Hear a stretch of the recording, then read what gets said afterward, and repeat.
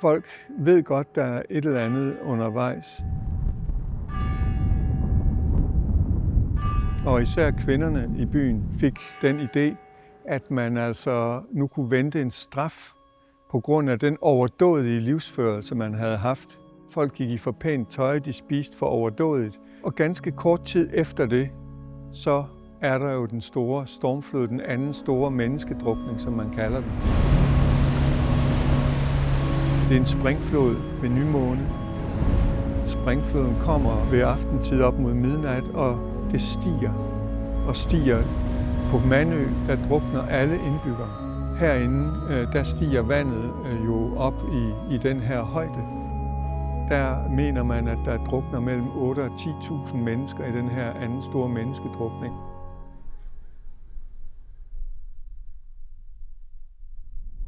I 1911, der bliver diget jo bygget. Et kæmpe projekt, fordi det var jo ved håndkraft. Gud sagde, jeg sætter min bue i skyerne.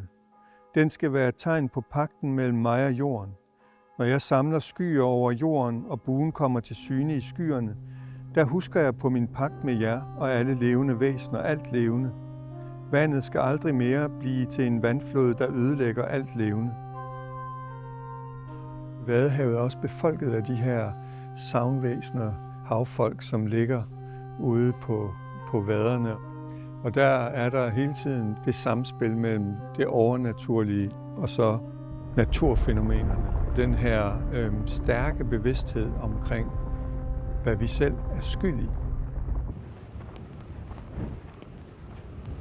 Vi har altid sagt, at vi skal lige ud og se, om havet hjemme. Havet.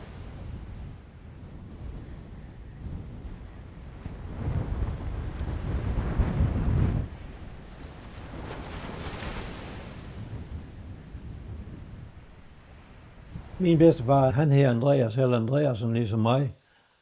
Og min far, den lille der, han hed Niels Andreasen. Og vores søn, han hed så også Niels Andreasen. Hans søn, han hed så Jakob. Der sprang de jo lige over der. Slægten kom til gården der i 1821. Jo, vi var glade for at være landmænd. Under de store stormfloder, der har jo digerne været truet. Specielt i 76 og 81 og i 99, hvor det var lige ved at gå galt. I 81, der kørte vi så ud til havet. Hele familien i traktoren om fra gården af. Og da vi kom op til der var den havet, det stod helt op til digekanten. Havet var helt op ved kanten. Havde det nu været ved højvand, så havde det været meget, meget højere, så var det gået ind i landsbyen. Ingen tvivl om det.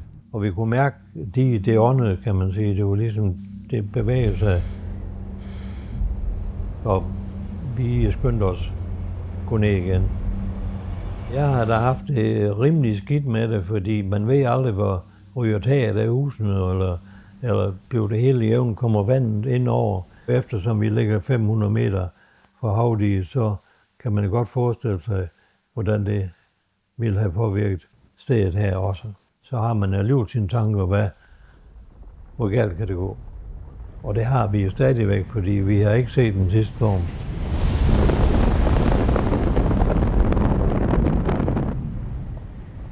Helt mærkelig og uforglemmelig dag, da en stormflod med mægtig og voldsom kraft brød ind over enge og marker, væltede ind i huse og gårde og ødelagde alt på sin vej.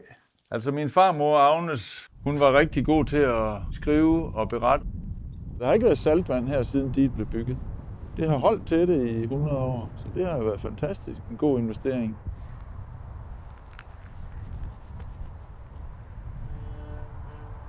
Nu har min slægt boet her i 100 år. Hvis vandet om 100 år er en meter eller 2 højere, så er det jo ikke sikkert, at det er nemt at bo her. Jeg har det sådan, at her der er vi så godt i land, at vi behøver ikke at frygte havet, når vi er her. Det gør jeg ikke i hvert fald. Det er et privilegium at have lov at bo her tæt på havet, på Vadehavet. Om sommeren, når man kommer ud, så er der får, der græsser, og der kommer folk fra hele verden for at se vores nationalpark Vadehav.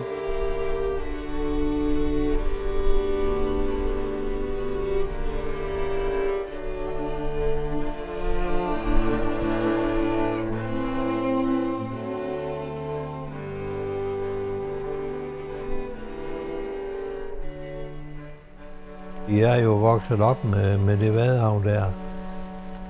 Det har en utrolig stor tiltrækning på os, for det var en del af vores liv. Diges fremtid, det er der forskellige opfattelser af herude, hvad man skal gøre. Hvis du har spurgt mig for 30 år siden, så har jeg nok sagt, at vi skal bevare vores landbrug herude. Som jeg fornemmer situationen nu, så vil man forstærke digerne, men der er også ved kræfter, ikke bare specielt her, men andre steder også, hvor man siger, lad så naturen tage det, som den synes, vi har taget for det.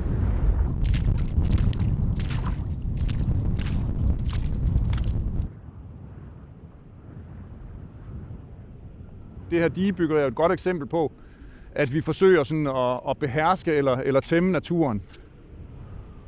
Men jeg tænker også, at kendsgerningen er, at når naturen virkelig viser tænder, så bliver vi de små.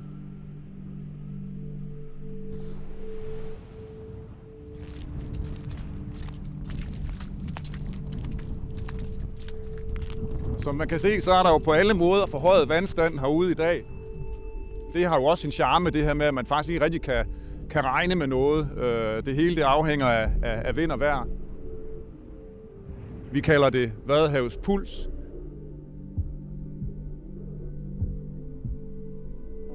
Det er beroligende. En stille puls, kan man kalde det.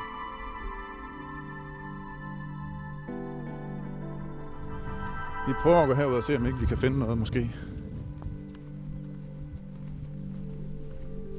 Hvis vi nu kan finde et hul, som er en anelse mere ovalt end rund, så kan vi være heldige at finde en sandmusling nedenunder. Det kan vi prøve at se, om vi kan spotte noget herude af. Men som sagt, vi skal lede lidt efter dem.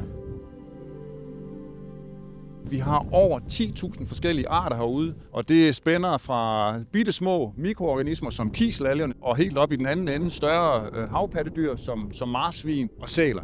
Men stadigvæk er det en skygge af, hvad der har været for, lad os bare sige, 100 år siden. Ikke? Nu har den taget fat med begge klør. Det er godt, den ikke er større, end den er. Så vil det gøre avs. Det er et lille bistert kræ. Jeg synes, jeg så noget herude for et øjeblik. Yes!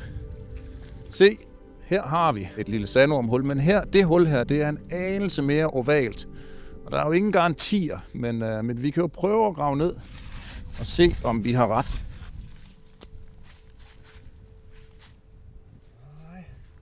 Her var der en sandmusling. Det er jo faktisk en ret stor musling herude, en af de største, vi har. Men en sjov og spændende musling. Ned igen. Så skal den nok klare sig. Sådan der.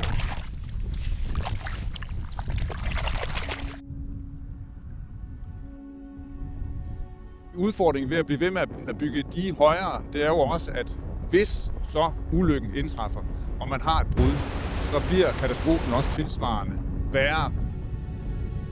Hvis vi skal give plads til naturen, og hvis vi skal skabe nogle områder, som gør det nemmere for os at håndtere de her stigende vandmængder, så er der ikke noget, der er så skidt, det ikke er godt for noget at nedbryde diger eller flytte diger. Vi kan blive nødt til det, og vi kan måske i samme træk få genskabt nogle ganske enestående naturområder.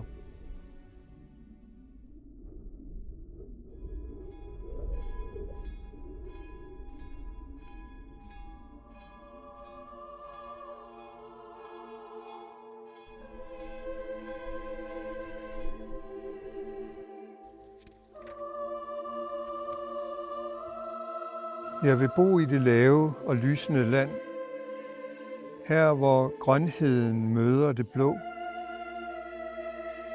Her hvor solen rammer diger og vadehavsvand. Her er skønheden, her kan jeg forstå. Ud mod vest er der forland og skiftende hav, indad gårde, marker og byer. Horisonter, der lurer som gennemlyst rav, og en himmel med flænsede skyer.